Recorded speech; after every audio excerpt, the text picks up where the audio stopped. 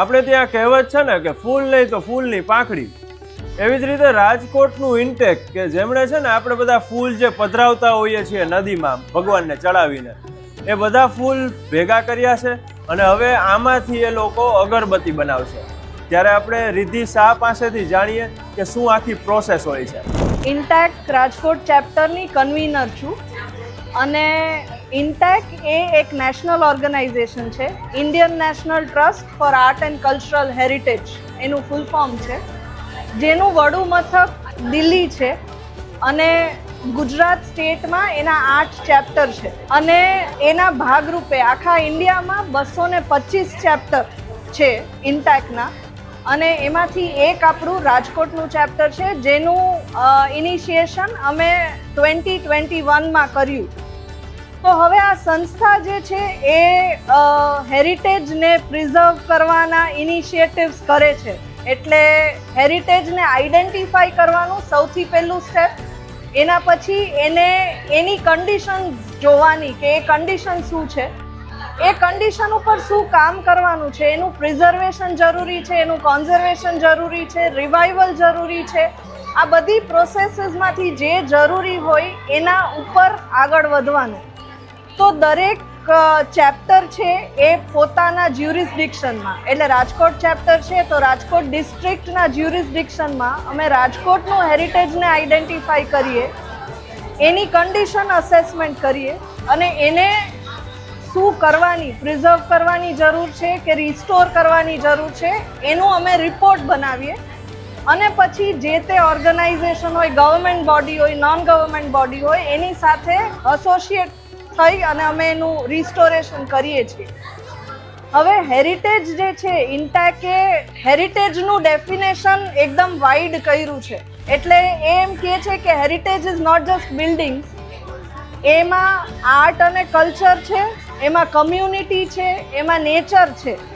તો આ બધી વસ્તુ જે છે એ આપણું હેરિટેજ છે અને it is not a dead entity, it is a living entity. તો એ હેરિટેજને પ્રિઝર્વ કરવાના ઇનિશિયેટિવ્સના ભાગરૂપે અમે આ એક ઇનિશિયેટિવ સેક્રેડ વેસ્ટ રિસાયકલિંગનો ઇનિશિયેટિવ રાજકોટમાં પંચનાથના પ્રાંગણમાં કરીએ છીએ. એટલે આ ઇનિશિયેટિવમાં અમે લોકો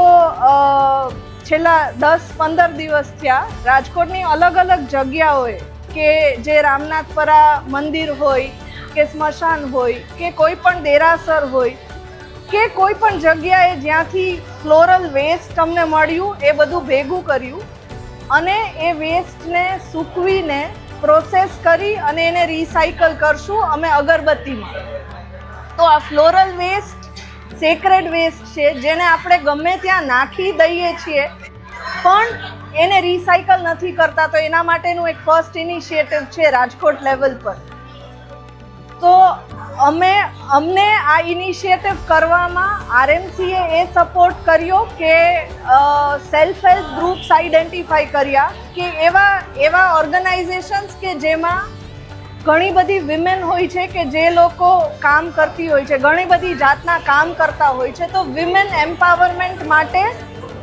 we have identified self help group કે જેમાંથી મહિલાઓ આવી છે અને એ લોકો આ શીખશે. એટલે એ લોકો અગરબત્તી બનાવતા શીખશે અને આપણે આગળ એને લઈ જશું. પ્રોસેસ આખી 20 થી 25 દિવસ થાય,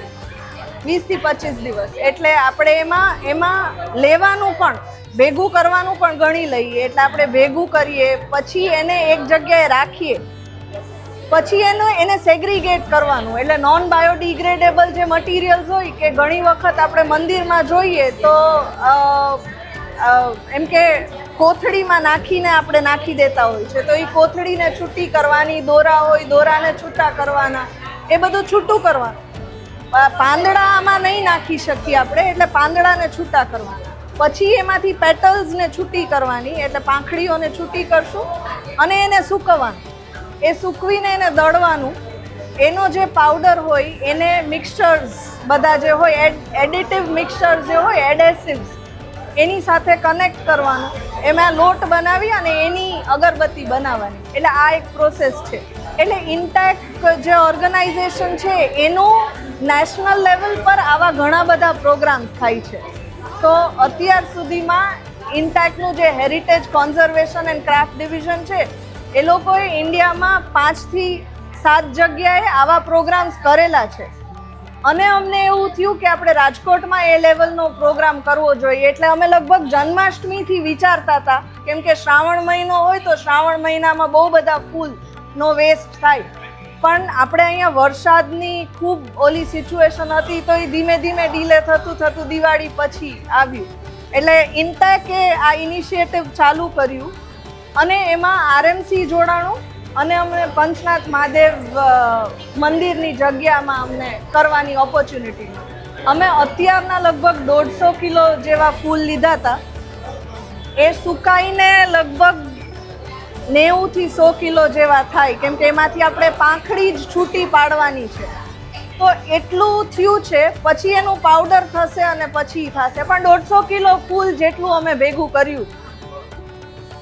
એટલે ખાસ તમને એવું હતું કે આને સ્કેલ અપ કરવું જોઈએ રાજકોટ વાસીઓને અમારો એ સંદેશો છે કે એમના ઘરની આસપાસ જે પણ હેરિટેજ હોય એટલે ઇટ ઇઝ નોટ જસ્ટ એની બિલ્ડિંગ પણ વારસાના જે પણ પ્રકારની માહિતી એની પાસે હોય જેને સાચવી રાખવાની જરૂર છે એની ઇન્ફોર્મેશન અમારા સુધી પહોંચાડે અમારું ઇન્સ્ટાગ્રામ પેજ છે intact_રાજકોટ અને અમારું જીમેલનું અકાઉન્ટ પણ છે અમારા સુધી પહોંચાડે સેક્રેડ વેસ્ટના સંદર્ભમાં અમારી એવી ઈચ્છા છે કે દરેક રાજકોટના વાસીઓ એટલે ફોર એક્ઝામ્પલ એક કમ્યુનિટી છે હાઉસિંગ સોસાયટી છે તો એનો સેક્રેડ વેસ્ટ ભેગો કરી અને એને મેન્યોર બનાવે અને આરએમસીને અમારી એ અપીલ છે કે આને એક મોટા સ્કેલ પર લઈ જાય કે જ્યાંથી દરેક ઘર દરેક સોસાયટી દરેક મંદિરથી આપણે આ બધો વેસ્ટ ભેગો કરી અને એને એક પ્રોડક્ટ તરીકે યુઝ કરીએ તો દરેકને મારું એ મેસેજ છે કે આપણે જે પણ વસ્તુઓ વાપરીએ એ બહુ કોન્શિયસલી વાપરીએ અને જે વાપરીએ એને રિસાયકલ કરવાની આપણે ઈચ્છા રાખીએ એટલે આ સેક્રેડ ટુ સસ્ટેનેબલનું અમારું જે ઇનિશિયેટિવ છે એને સક્સેસ કરવા માટે સૌથી મોટો ફાળો રેગ્યુલર દરેક ઇન્ડિવિજ્યુઅલનો છે